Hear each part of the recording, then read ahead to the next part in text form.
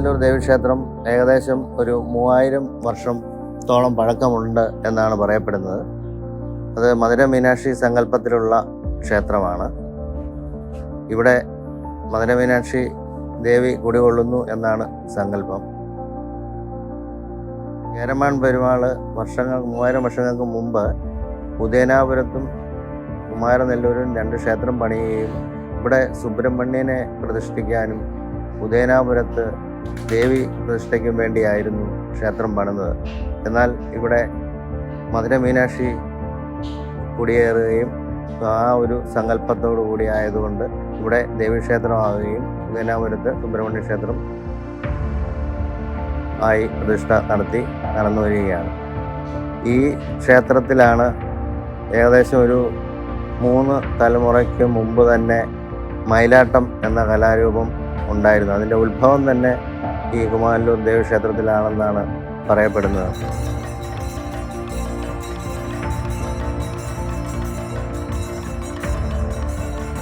തിരുവുത്സവ കാലത്ത് ഈ ദേവീക്ഷേത്രത്തിൽ വേലകളിക്ക് മുന്നിലായിട്ടാണ് ഈ മയിലാട്ടം എന്ന കലാരൂപം നടക്കുന്നത്. ചായില്യം, മനയോല എന്നിവ അരച്ചെടുത്തിട്ട് അത് മുഖത്ത് തേച്ച് പിടിപ്പിക്കുകയാണ്. അതിന് മിനുക്കെന്ന് പറയും. കഥകളിലെ മിനുക്ക് വേഷം. കരിമഷി കൊണ്ട് കണ്ണെഴുതി, പിന്നെ അതിന് മേലിൽ സിന്ദൂരം കൊണ്ട് ചുണ്ടെഴുതി, കവൾ ചുട്ടി വരച്ച്, വെള്ള പൊടി കൊണ്ട് കുറി വരച്ച് വേഷം മുഖത്തിൻ്റെ രൂപം ആക്കിയെടുക്കുന്നത്. അതാണ് മിനുക്ക് വേഷം എന്ന് പറയുന്നത്. കഥകളിയുടെ മിനുക്ക് തന്നെയാണ് നമ്മൾ ചെയ്യുന്നതെങ്കിലും വരയിൽ വ്യത്യാസമുണ്ട്.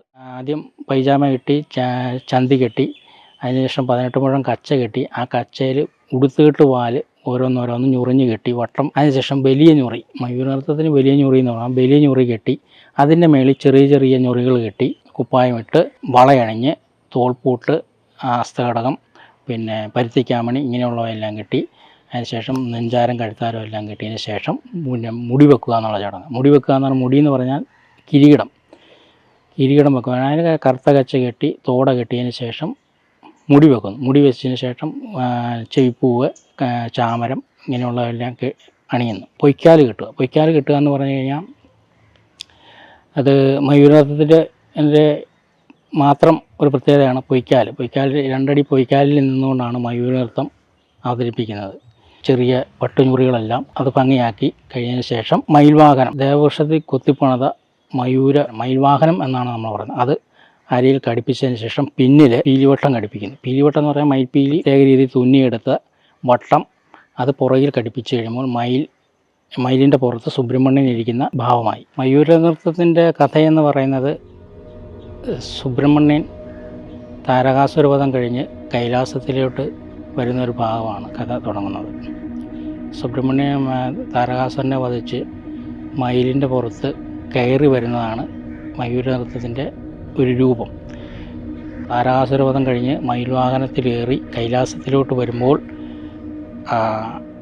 പിന്നെ ഭൂതഗണങ്ങൾ, ദേവന്മാർ, 33 കോടി ദേവന്മാരും അവരുമായിട്ടുള്ള സംവാദമുണ്ട്, സന്തോഷം. അത് സംസാര രീതിയിലല്ല, ഭാവമായ രീതിയിലാണ് നടത്തുന്നത്.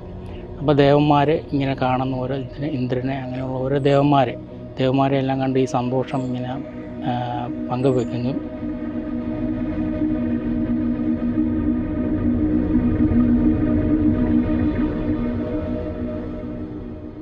കൈലാസത്തിലോട്ട് വരുന്ന ഭഗവാനെ, ശിവപാർവതിമാരെ കാണുക. അപ്പം അവർ തമ്മിലുള്ള ഒരു സന്തോഷകരമായിട്ട് ഈ യുദ്ധത്തെക്കുറിച്ചുള്ള കാര്യങ്ങളൊക്കെ പറയും. അപ്പം പ്രജകളും എല്ലാവരും ഉണ്ട്. കണ്ട് കാര്യങ്ങളെല്ലാം പറഞ്ഞ് തിരിച്ച് പോരുന്നൊരു ഭാഗമാണ്. ആശാൻ VK പരമേശ്വരൻ നായർ ആശാനായിരുന്നു. ആശാനിൽ നിന്നാണ് എൻ്റെ അച്ഛനും കുമാരനെല്ലൂർ മണി ഇത് അഭ്യസിച്ചെടുത്തത്. എൻ്റെ ഗുരു പിതാവായ മണിയിൽ നിന്നാണ് ഞാൻ ഈ കലാരൂപം അഭ്യസിച്ചെടുത്തത്.